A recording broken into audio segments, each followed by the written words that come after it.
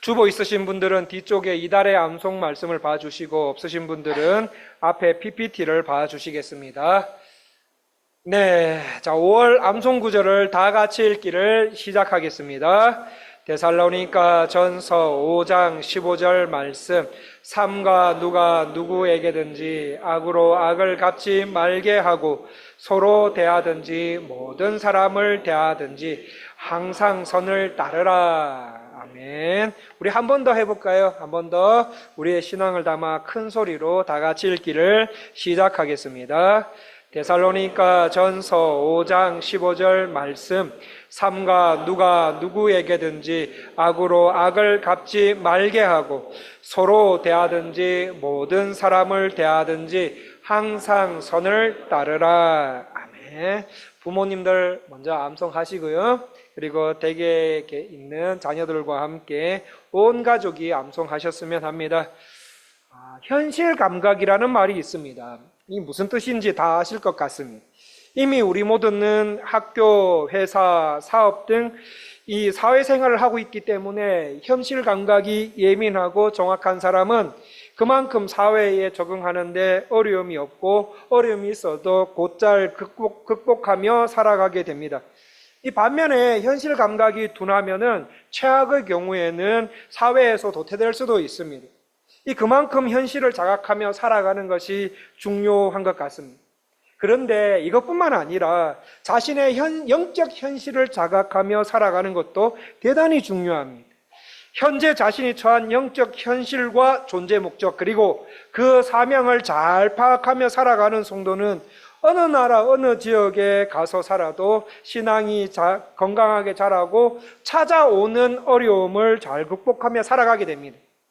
교회도 마찬가지입니다. 교회도 교회가 처한 현실을 얼마나 올바르고 정확하게 분석하느냐에 따라서 세상에서도 교회의 역할을 잘 할 수 있는 교회로 성장합니다. 하지만 반대의 상황이 되면 사회에서 쓸모없는 곳으로, 있으나 마나한 곳으로 그 교회 거기 있었나 이런 교회로 전락할 수도 있습니다. 그래서 교회와 성도가 올바른 현실 감각을 가지고 있느냐 없느냐를 알아보기 위해서 두 가지 질문을 할 수 있습니다. 첫 번째는 나, 가정, 교회, 사회를 영적으로 어떻게 보고 있느냐, 그리고 두 번째는 거기에 대한 하나님의 계획이 무엇이냐입니다. 이 두 가지 물음을 가지고 내 삶을 진단한 다음 하나님의 계획이 무엇인가를 정확하게 파악하는 것이 올바른 영적 현실 감각을 가지고 세상을 살아가게 되는 그 지표가 될 수 있습니다. 이와 같이 하나님의 백성은 올바른 현실 감각을 가지고 살아야 한다라고 말하는 선지자가 있는데 그 사람이 바로 에스겔입니다. 이 에스겔은 유다가 망하기 전 약 한 11년 전 바벨론의 2차 공격에 의해서 포로로 잡혀가게 됩니다.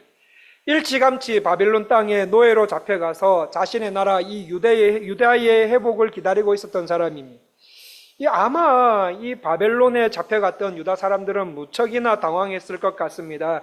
하나님이 살아계시는데, 하나님이 살아계신다. 우리가 바로 그 살아계신 하나님의 백성이다. 하나님의 보호하심과 다스리심 속에 지금까지 살아온 민족이다. 더군다나 하나님의 성전이 바로 여기에 있는데, 예루살렘에 있는데, 그런데도 불구하고 어떻게 우리가 이방 민족과의 전쟁에서 지고 노예의 삶을 살고 있을까? 혹시 하나님께서 잘못 판단하신 건 아닐까? 하나님께서 잘못 판단하신 것은 아닐까라고 생각할 수 있습니다.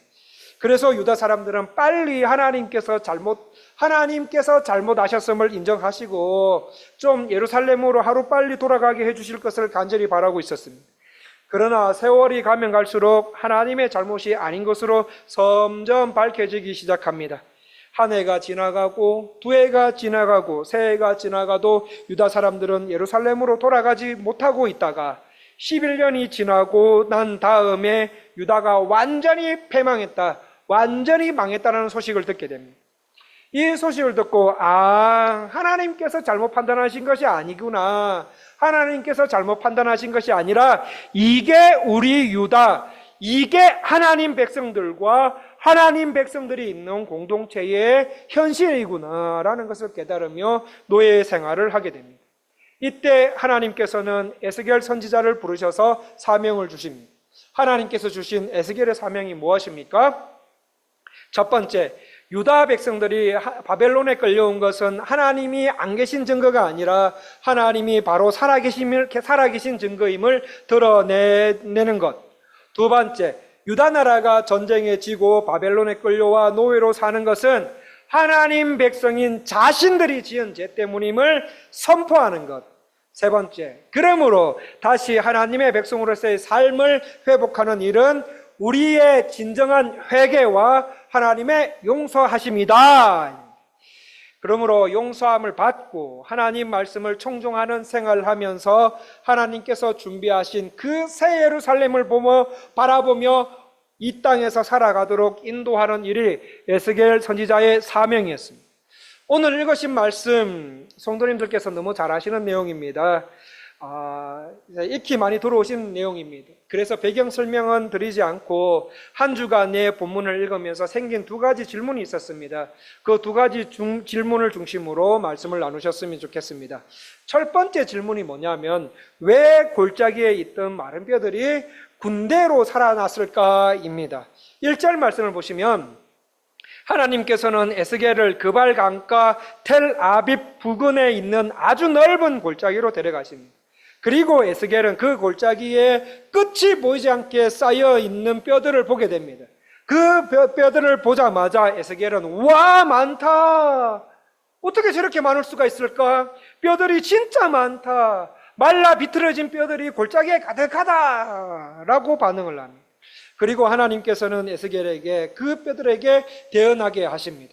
4절부터 6절까지 말씀을 읽으시는데 4절은 제가 읽고 5절은 성도님들께서 읽으시고 6절은 다 같이 읽어보겠습니다. 제가 4절을 먼저 읽어드리겠습니다. 또 내게 이르시되 너는 이 모든 뼈에게 대언하여 이르기를 너희 마른 뼈들아 여호와의 말씀을 들을지어다.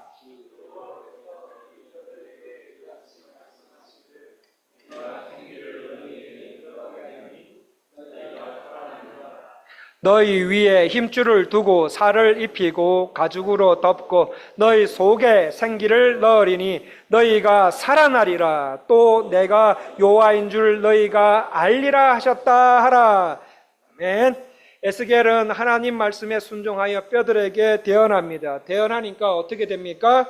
7절에서 10절 말씀, 사방에 흩어졌던 뼈들이 딱딱딱 하면서 큰 소리를 내면서 맞춰지기 시작합니다. 그리고는 그 맞춰진 뼈들 위에 살들이 입혀집니다. 이를 보신 하나님께서 생기를 누워있던 사람들 속에 들어가게 하심으로 살아나게 됩니다. 살아난 이 사람들이 뭐가 되었다고 하십니까? 10절 말씀을 다 같이 읽어보겠습니다. 10절 말씀 다 같이 읽기를 시작하겠습니다. 이에 내가 그 명령대로 대언하였더니 생기가 그들에게 들어가매 그들이 곧 살아나서 일어나 서는데 극히 큰 군대더라. 뭐가 되었다라고 말씀하십니까? 군대가 되었다. 군대. 하나님께서는 왜 군대가 되었다라고 말씀하십니까? 그냥 사람들이 살아났다. 많은 사람들이 살아났다. 많은 사람들이 살아나서 큰 무리를 이루었다. 이런 식으로 말씀하시면 되는데 왜 군대가 되었다라고 말씀하십니까? 말씀하실까? 이게 첫 번째 질문이었고 두 번째 질문은 이 뼈들이 왜 죽게 되었을까? 이 질문이었습니다. 에스겔이 환상으로 본 그 뼈들이 그 골짜기에 가득 채울 만큼 메울 만큼 끝없이 널브러져 있었다는 것은 그 골짜기가 뭐였다는 것으로 알 수 있습니까? 그 골짜기가 전쟁터였다. 전쟁터였다. 그것도 아주 치열하게 전쟁을 했던 전쟁터였다라는 것을 알 수 있습니다. 그 골짜기에 쌓인 뼈들은 전쟁에 져서 죽임을 당한 사람들의 뼈들이었습니다. 그런데 하나님은 왜 이 뼈들을 다시 살려서서 또 군대가 되게 하셨습니까? 이유는 이스라엘 백성들이 진 싸움이에요. 이스라엘 백성들이 진 싸움을 다시 싸우게 하기 위해 군대로 다시 살리셨던 것입니다. 그렇다면 이 뼈들이 뭐 때문에 졌는가? 무엇에 관한 싸움에서 졌습니까? 첫 번째, 하나님의 백성들의 존재 목적에 관한 싸움에서 졌다는 거예요. 지금 에스겔이 보고 있는 이 수많은 뼈다귀들이 살아있을 때 이 사람들이 싸운 싸움은 이 땅에서 하나님 백성으로서의 존재 목적에 맞게 충성스럽게 살아갈 것인가 말 것인가와 관련된 싸움을 했다는 것입니다. 이 싸움에서 하나님의 백성들은 처절하게 패배해요. 완전히 패배해서 죽어 결국은 마른 뼈들로 남게 되었다라는 말씀입니다. 또 이 뼈들은 무엇에 관한 싸움에서 적겠습니까? 두 번째, 이 땅에서 하나님 백성다운 공동체를 만드는 싸움에서 패배를 했습니다.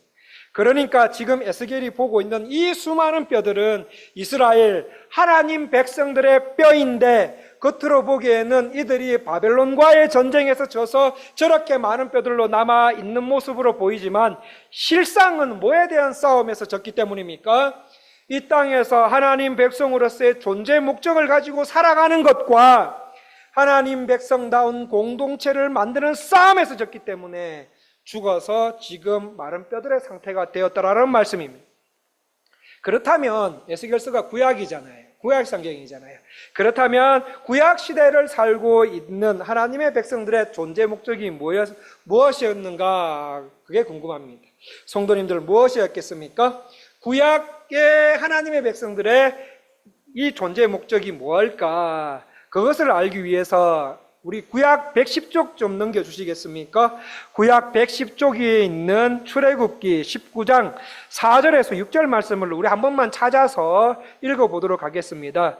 성경을 가지신 성도님들께서는 구약 110쪽 되는 하나님 말씀 출애굽기 19장 4절에서 6절 말씀을 한번 찾아서 읽어보시겠습니다.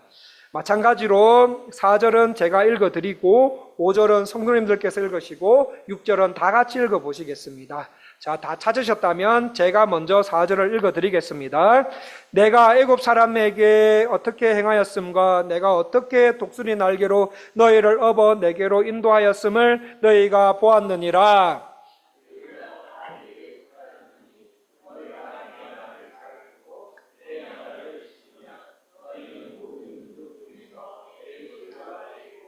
너희가 내게 대하여 제사장 나라가 되며 거룩한 백성이 되리라. 너는 이 말을 이스라엘 자손에게 전할지니라. 성도님들, 6절 말씀을 보시면은 이스라엘 백성들의 존재 목적이 나옵니다. 무엇입니까? 하나님의 백성들은 제사장 나라가 되는 거예요. 제사장 나라가 되고 거룩한 백성이 되는 것이 하나님 백성들이 이 땅에 존재하는 목적입니다. 4절에 보시면은 내가 애굽 사람들에게 어떻게 행하였음과 내가 어떻게 독수리 날개로 너희를 업어 인도하였음을, 이스라엘 백성들을 애굽에서 나오게 하기 위해서 하나님께서 행하신 일, 그리고 애굽 사람들에게 10가지 재앙을 허락하신 일, 애굽에서 나와 광야에서 만나를 주신 것, 홍해를 가르신 것, 반석에서 물을 나게 하신 것 등등 하나님께서 이스라엘에게 수많은 이적을 행하셨습니다. 하나님께서 왜 이렇게 많은 이적을 이스라엘 하나님의 백성들에게 행하셨습니까? 노예에서 해방된 하나님의 백성들이 애굽의 노예로 살았을 때 했던 그 죄의 방식과 죄된 가치관을 벗겨내시기 위해서였습니다. 그 죄된 가치관과 그리고 방식들을 벗겨내고 약속의 땅에 도착하기까지 하나님은 어떤 분이신가? 하나님의 백성은 무엇을 추구하며 이 땅을 살아가야 되는가? 하나님 나라가 어떤 곳인가에 대한 새로운 가치관과 새로운 세계관을 그들에게 주입해 그들이 하나님의 은혜의 말씀을 듣고 경험하며 변화되어 하나님께서 심어주신 새로운 가치관과 세계관으로 살아가도록 하기 위함이었습니다. 그런 다음에 5절과 6절 말씀에 세계가 다 내게 속하였나니 너희가 내 말을 잘 듣고 언약을 지키면 너희는 모든 족속 중에서 내 소유가 되겠고 제사장 나라가 되며 거룩한 백성이 되리라. 성도님들, 하나님의 백성이 이 땅에 존재하는 목적은 제사장 나라와 거룩한 백성이 되기 위해서예요. 그래서 하나님께서는 하나님 자신을 다른 나라들보다 이스라엘 나라에 먼저 보여주셨습니다. 왜 이스라엘이라는 나라를 통째로 부르셨습니까? 이스라엘 나라를 통해서 온 세상에 하나님 나라가 있음을 알게 하기 위해서였어요. 하나님은 이스라엘을 택하셔서 그들로 하여금 하나님의 하나님 되심과 하나님 백성다운 삶이 뭔지를 보여주시고, 그 하나님의 백성들이 이루는 공동체를 통해서 하나님을 믿는 사람들이 있는 사회가 어떠해야 되고 하나님의 통치 방식이 무엇인지를 온 세상에 나타내시려고 이스라엘을 부르셨던 것이었습니다. 물론 처음에는 아브라함을 먼저 부르셨지요. 아브라함을 먼저 부르셔서 점점 큰 나라가 되어가게 만드셨죠. 하나님의 백성들의 존재의 목적은 하나님의 사랑의 통치를 받는 자들의 모습을 보여주는 것입니다. 또 하나님의 택하심이라는 그 놀라운 은혜와 하나님의 구원을 경험한 자들로서 하나님의 은격과 인격과 은혜를 반영하는 공동체가 되는 것, 공평과 정의로움이 있는 공동체가 되는 것을 하나님은 원하셨습니다. 그래서 하나님은 그럴 만한 자격이 한 개도 없는 애굽의 노예에 불과한 이스라엘 백성들에게 과분한 구원의 은혜를 체험하게 하셨습니다. 그리고 동시에 율법이라는 말씀을 통해 이스라엘 각 개개인이 어떻게 살아가야 하고, 또 세상 어디에도 볼 수 없는 하나님께서 말씀하시는 사회 공동체를 만들어 가게 하셨습니다.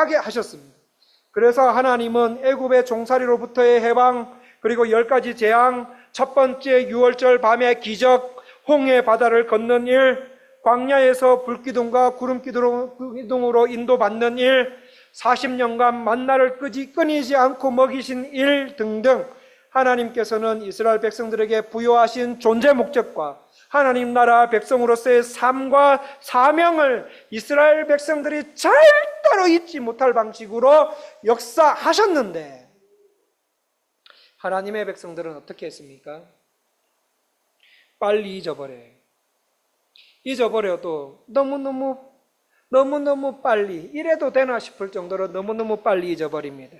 얼마나 빨리 잊어버리느냐 하면 홍해 바다가 갈라졌습니다. 홍해 바다가 갈라지고 보니 거기에 바다가 있던 곳이라 칠퍽칠퍽한 땅이어야 되는데, 하나님은 거기를 뭘로 만드셨습니까? 마른 땅으로 만드셔서 이스라엘 백성들을 그 사이로 걸어가게 했던 그 영원히 잊지 못할 그 위대하고 큰 사건을 마실 물 때문에 단 3일 만에 잊어버려요. 단 3일만. 기억하면서 신앙생활을 해야 되는데, 느헤미야서 4장에 보면 기억하는 것도 영적 전쟁에서 승리하는 아주 중요한 도구라고 말씀하십니다.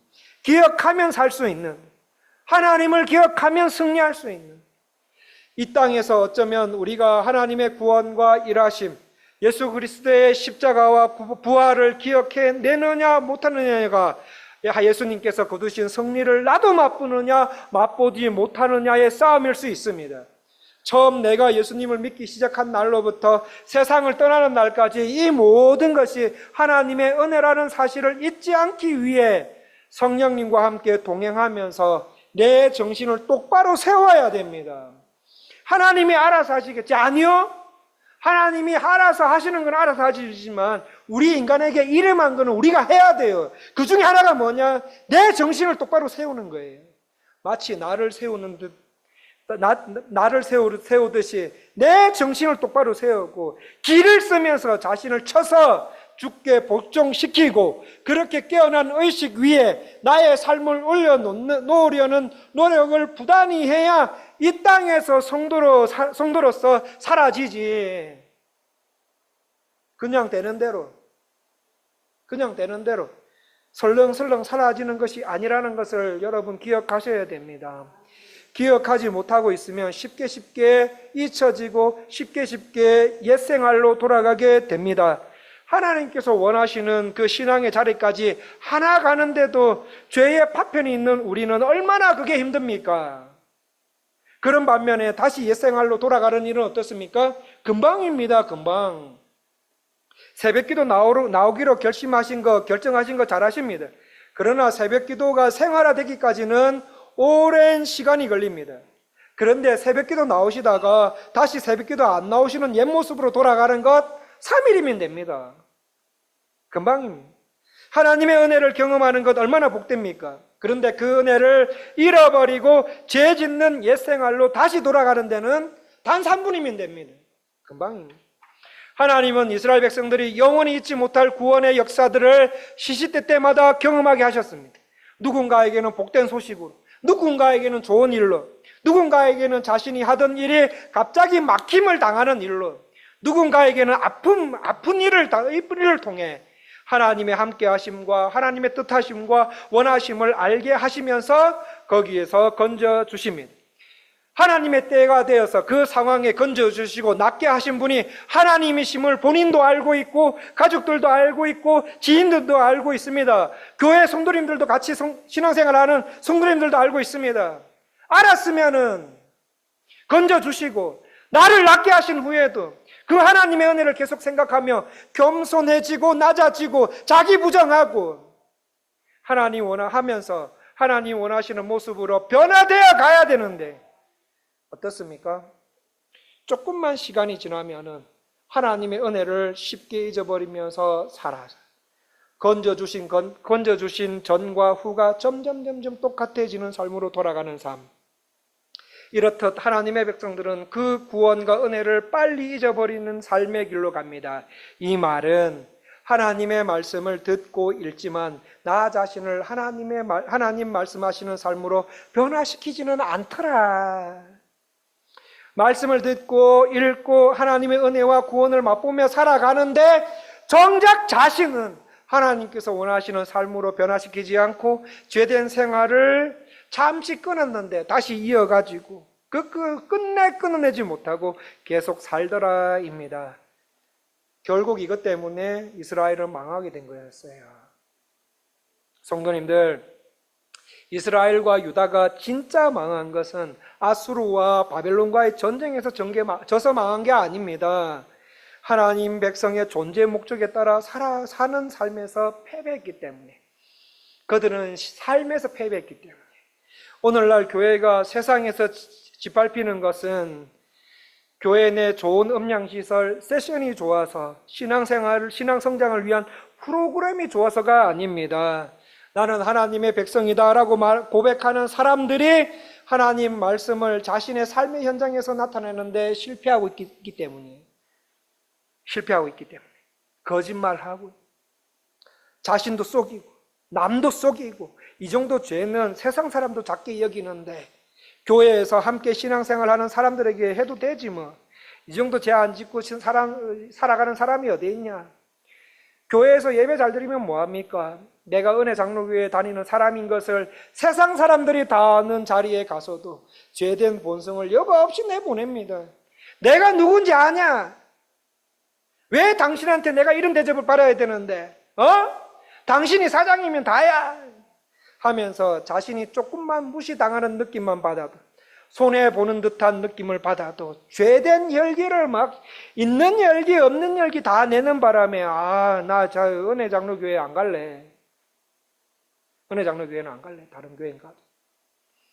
그렇게 세상 사람들로 하여금 말하게 만드는 나의 삶과 신앙생활. 죄의 파편과 오염을 가지고 있는 우리니까 그렇게 할 수 있지요. 그러나 삶의 현장에서 나 자신의 죄성과 싸우면서 승리하는 동시에 하나님의 말씀이 녹아들게 하는 신앙생활은 하지 않았기 때문에 패배하게 된 것입니다. 그런 식으로 살다 보니까 영혼이 죽게 되고요, 오늘 본문에 나오는 마른 뼈처럼 되어버린 것입니다. 그런데 이랬던 이들을 하나님은 계속 내버려 두십니까? 하나님께서는 다시 군대로 살아나게 하십니다. 자, 성도 여러분, 하나님께서 군대로 다시 살아나게 하신다, 이 말이 무슨 뜻일까요? 무슨 뜻일까요? 하나님께서 이 마른 뼈들을 살려서 이들이 이전에 싸움에서 졌던 그 싸움을 똑같이 다시 한 번 더 똑같이 싸우게 하시겠다는 의미예요. 다시요. 이 마른 뼈들을 살린 이유는 하나님께서 이 마른 뼈들을 살려서 이들이 이전에 싸움에서 졌던 그 싸움을 똑같이 싸우게 하시겠다라는 의미입니다. 이전에 싸움에서 왜 졌는지 그 이유를 다시 한번 알게 해서 예전에 싸웠던 그 싸움을 다시 싸워 이제는 지지 않고 승리하며 살아가게 하시겠다는 하나님의 마음이, 마치 신약 시대를 살아가는 우리들이 구약 시대에 살았던 성도님들의 잘못 살았던 점과 잘 살았던 점, 하나님께 인정받았던 삶들을 알고, 우리가 그 구약 성도님들의 삶을 알고 그 교훈을 잘 받아서 신약을 우리 시대를 살아가게 하시겠다라는 말과 같은 개념입니다. 하나님께서 다시 살아나게 하신 군대, 그 군대는 누구를 말합니까? 신약의 군대를 말합니다. 신약의 교회를 말합니다. 에스겔의 대언으로 해골 골짜기에 있는 마른 뼈들이 살아나지 않습니까? 자, 그렇다면 신약의 교회는 어떻게 탄생합니까? 골고다 언덕에서 예수님께서 선포하신 십자가의 복음을 통해서 탄생하는 것이 신약의 교회입니다. 자, 그러면 골고다가 무슨 뜻입니까? 해골입니다. 해골. 그 해골에서 선포되어진 복음에 의해 탄생한 공동체가 바로 신약의 우리 교회입니다. 그러니까 이 마른 뼈들을 살려서 군대를 만드신 이 환상은 오늘날 교회와 성도의 사명이 무엇인지 다시 한 번 더 보여주는 거예요. 교회와 성도의 사명도 변함없이 제사장 나라가 되는 거고 거룩한 백성이 되는 게 그 사명이에요. 그러면 그 사명을 어떤 방식으로 성취하십니까? 우리 성도님들이 예수님을 내 마음에 담고 예수님을 닮으며 세상을 살아가는 것으로 성취하십니다. 십자가를 통해 보여주신 하나님의 그 인품과 은혜를 따라서 살아가는 것으로 교회와 성도의 사명은 성취해 나가게 됩니다. 그렇다면은 우리 교회는 하나님께서 말씀하시는 공동체를 충실히 만들어가고 있습니까? 성도님들께서는 하나님께서 말씀하시는 존재 목적에 따라 이 세상을 살아가고 계십니까?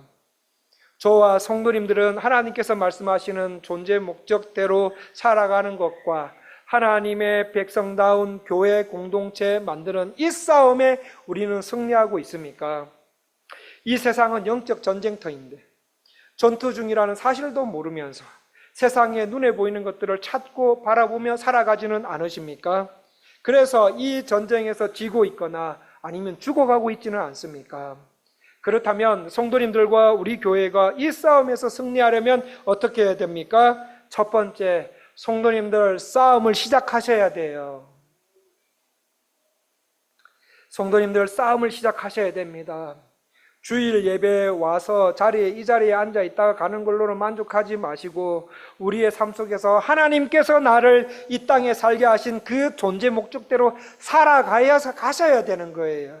우리의 존재 목적이 무엇입니까? 하나님의 백성으로서 제사장 나라가 되는 거고 거룩한 백성이 되는 것인데 하나님의 사랑을 받는 자들의 모습을 보여주는 것, 하나님의 말씀을 따라 나 자신을 하나님께서 원하시는 삶과 가치관으로 변화시키며 살아가는 것, 하나님의 말씀을 나 자신의 삶의 현장에서 나타내 보여주는 것, 우리의 삶의 현장에서 하나님의 말씀이 고스란히 녹아들도록 사는 것이 우리가 이 땅에 존재하는 목적입니다. 우리 교회의 목적은 십자가를 통해 보여주신 하나님의 성품을 알아가고 하나님께서 주신 은혜를 따라 사는 교회, 공평과 정의로움이 있는 공동체 만드는 것이 우리 교회의 목적입니다. 이 목적을 항상 기억하고 목적대로 살아가기 위해서 내 자신 안에 있는 죄성과 싸워 이겨나가는 생활을 하셔야 된다는 겁니다. 여러분, 이런 싸움 하셔야 돼요. 두 번째, 어떻게 해야 성도님들과 우리 교회가 승리할 수 있습니까? 교회 강단에서 하나님의 말씀이 바로 선포되어야 된다는 거예요. 본문을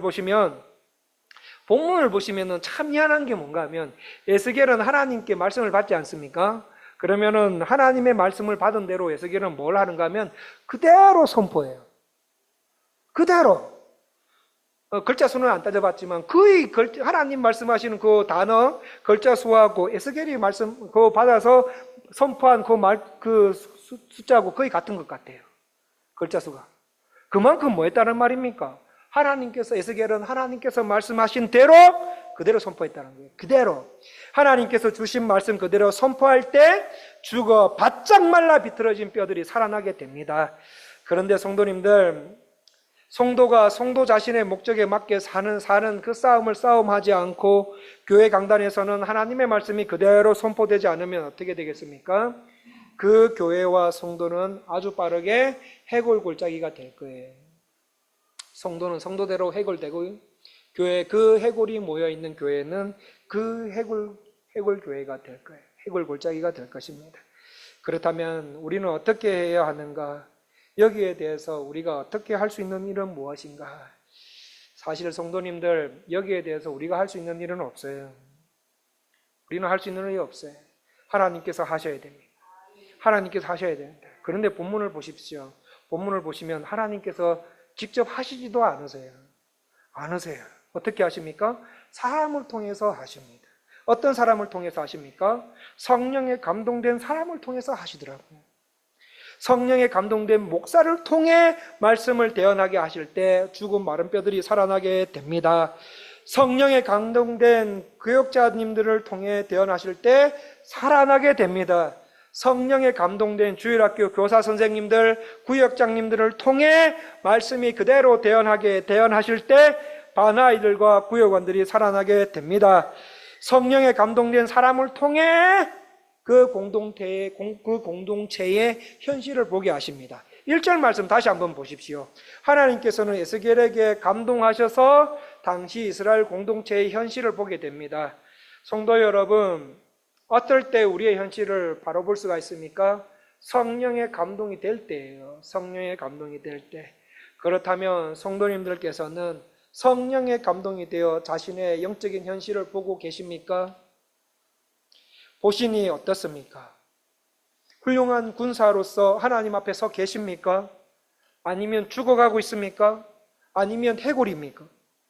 성령에 감동되어 우리 교회의 상황을 보고 계십니까? 이 땅의 한인교회들은 어떻습니까? 여전히 우리 보기에는 여전히 생기발랄한 교회. 어떤 교회들은 좀 유지되는 것 같고 아름다운 음향 만들고 시청각 자료 시설 이런 거 잘해서 사람들이 모이는 것 같고 모인 사람들이 그 속에서 눈물 흘리며 찬양하고 기도하는데 실상은 마른 뼈들이더라. 성도님들, 이게 보이십니까? 이게 보이십니까? 이 땅에 교회의 실상이 보이시냐 이거예요.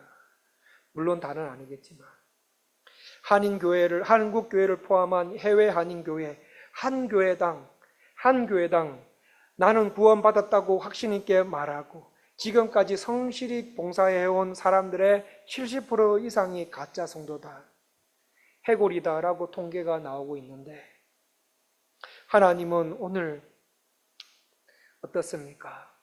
이런 모습을 보시고 어떻습니까? 하나님은 오늘날 교회들과 성도님들의 모습을 보고 성도님들께 물으십니다.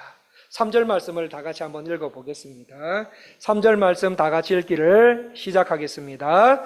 그가 내게 이르시되 인자야 이 뼈들이 능히 살 수 있겠느냐 하시기로 내가 대답하되 주 여호와여 주께서 아시나이다. 하나님께서 만약에 이러한 현실들을 보고 계시는데 하나님의 성령에 감동된 눈으로 그 현실들을 보게 하시고 성도님들께 이 뼈들이 인자야 은혜장로교회 성도들아 이 뼈들이 살 수 있느냐라고 물어보신다면 성도님들은 어떻게 대답하시겠습니까? 에스겔이 대답한 것 같이 하나님께서 아십니다라고 틀린 말은 아닌데 우리 그렇게 하잖아요. 우리 확신 없을 때 하나님은 하십니다 이거예요. 이거 나는 그렇게 믿고 싶지 않고 부정적인 의미로 그래 하나님이 하시겠지 이거예요. 지금 에스겔이 말하는 게 틀린 말은 아닌데 진짜 뼈들이 살아나겠냐 하는 의심과 부정적인 의미가 들어간 말입니다. 그런 말을 하시겠습니까? 에스겔이 보는 바대로 하나님 저 마른 뼈들이 어떻게 살아나겠습니까? 말라 비틀어져 가지고 못 살아납니다. 하나님 내 남편 교회는 나오지만 사실은 해골입니다. 아내 해골입니다. 자녀들 내가 낳고 사랑해서 같이 살지 사실은 해골입니다. 근데 하나님이 살리실까요? 몇 번 시도해 봤는데 안 되던데요? 못 살아날 것 같은데요? 그러니까 하나님이 아시겠지 하지 않을까? 가능성이 없다는 말투로 대답하시겠습니까? 하나님께서는 성도님들께 뭐라고 대답하시기를 원하십니까? 인자야 은혜장로교회 성도들아 너희들이 처한 이 이 뼈들이 살아나겠느냐라고 물으신다면 아멘! 주님이시면 살리실 수 있습니다. 주님이 살리시면 해골이 된 내 남편, 내 자녀, 해골이 된 공동체를 살아날 줄 믿습니다. 아무리 내가 보기에 불가능해 보여도 주님이 살리시면 살아납니다. 나도 내 자신을 믿지 못해요. 옆에 있는 성도도 믿지 못하고 사실 우리 교회도 믿지 못합니다. 그러나 교회와 성도를 끝까지 포기하지 않으시는 하나님을 내가 믿을 수 있어요. 하나님은 아브라함 때부터 무형교회로 세워진 그 교회와 구원하신 그 성도는 끝까지 포기하지 않으시는 하나님인 줄 믿습니다. 그러므로 우리의 희망은 하나님께 있나이다. 하나님 살려주세요. 하나님 살려주세요. 이 고백을 듣기를 원하십니다. 성도님들이 이 고백과 확신에 찬 삶을 살기 위해서 어떤 일이 일어나야 됩니까? 성령님께 민감한 사람들로 일어나셔야 돼요. 성령님께 민감한 사람. 사도행전 2장 17절 말씀에 하나님이 말씀하시기를 말세에 내가 내 영을 모든 육체에 부어주리니 너희 자녀들은 예언할 것이요 너희의 젊은이들은 환상을 보고 너희의 늙은이들은 꿈을 꾸리라. 그때에 내가 내 영을 내 남종과 여종들에게 부어주리니 그들은 예언할 것이요 누구든지 주의 이름을 부르는 자는 구원을 얻으리라. 우리 교회 안에 혹시 잊지 모를 마른 뼈들이 살아나지 않는 것은 교회 안에 사람들의 마음이 강팍하기 때문이거나 말씀이 제대로 선포되지 않기 때문입니다. 그러나 성령님께 민감한 사람들이 하나님의 말씀을 있는 그대로 선포할 때 그 교회와 성도는 살아나게 됩니다. 왜냐하면 하나님의 말씀은 천지를 창조하시는 능력이 있기 때문에 아무리 다 죽어가는 인생도 희망 없는 인생도 하나님은 살리실 수가 있기 때문입니다. 성령님의 다스리심을 받는 사람들은 하나님의 말씀을 지킬 수가 있어요. 그러므로 저와 성도님들 그리고 은혜장로교회 모두가 성령 충만한 사람이 되셔야 됩니다. 성령의 사람이 되어 하나님의 말씀을 있는 그대로 받아들이고 순종하고 선포하는 사람 되도록 기도하시고 기도에 맞게 신앙생활 하시는 것 어떻습니까? 성도 여러분, 교회 자체가 죽어버린 것 같을 때 성도에게 성도의 인생에 아무런 희망이 보이지 않을 때 하나님께서는 후련히 성령의 불을 교회와 성도 위에 내려주셔서 그의 심령의 부흥을 일어나게 하셨습니다. 그렇다면 오늘 말씀을 통해서 우리가 담고 신앙생활을 해야 우리 마음에 담고 신앙생활을 해야 할 것이 무엇입니까? 첫 번째, 성도인 우리와 교회의 존재의 목적과 사명을 하셔야 합니다. 우리가 이 세상에 사는 목적은 제사장 나라가 되고 거룩한 하나님의 백성이 되는 것인데 하나님의 사랑을 받는 자들의 모습을 보여주는 것, 하나님의 말씀을 따라 나 자신을 하나님께 원하시는 삶과 가치관으로 변화되며 살아가는 것, 하나님 말씀을 나 자신의 삶의 현장에서 나타내 보이는 것, 우리의 삶의 현장에서 하나님의 말씀이 고스란히 녹아들도록 사는 것이 우리가 이 땅에 존재하는 목적입니다. 우리 교회의 목적은 십자가를 통해 보여주신 하나님의 성품을 알아가고 하나님께서 주신 은혜를 따라 사는 교회예요. 공평과 정의로움이 있는 공동체 만드는 것이 우리 교회의 목적입니다. 이 목적을 마음에 담고 이 목적에 맞게 열매 맺으면서 살아가셔야 됩니다.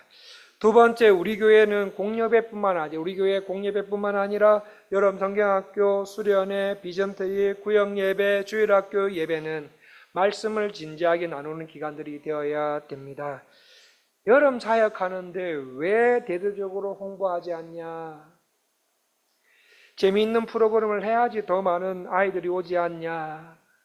이런 거 신경 쓸 수도 있지만 중요하지는 않습니다. 아이들은 하나님께서 보내주시는 겁니다. 그렇다고 전도하지 말라는 말 아닙니다. 성령에 민감한 교육자와 교사들이 진지하게 말씀을 나누다 보면 구역원들이 성도들이 하나님의 말씀에 반응하며 살아가게 됩니다. 그러므로 주일학교를 섬기시는 교육자님들과 교사 선생님들 그리고 우리 구역장님들을 위해서도 기도 많이 해 주셔야 합니다. 성도 여러분, 성령에 감동된 사람이 전하는 하나님의 말씀이 생명을 살리는 거예요. 이것 꼭 기억하시고 주의 말씀에 순종하셔서 내 영혼이 살아나고, 그리고 영유아부부터 청년대학부의 그 영혼들, 구역원들의 영혼이 함께 살아나고 더 자라고, 교회 안팎에서 자신의 목적을 알고 싸우는 거예요.